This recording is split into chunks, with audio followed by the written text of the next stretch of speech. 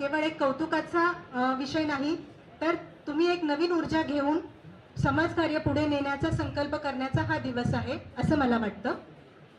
त्या दृष्टीने सर्वांनी पुढेही प्रयत्नशील राहावं.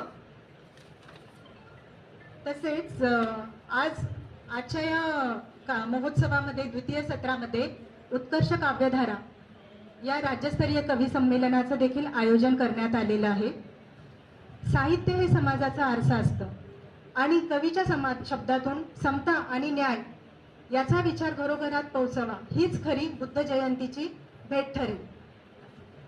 जाता जाता मी एकच बुद्धांचा संदेश आपल्याला सांगेन की अत दीप भव, स्वतःचा प्रकाश स्वतः बना, स्वयंप्रकाशित बना. आपण संविधानाच्या मार्गाने चालून एक सुसंस्कृत आणि तगत समाज घडवूया ही शपथ आपण आज येथे घेऊया. व एवढे तसेच मला कार्यक्रमाच्या अध्यक्षस्थान भूषवण्याबद्दल जी आपण संधी दिली आहे त्याबद्दल मी पुन्हा आपल्या सर्वांचे आभार मानते. धन्यवाद.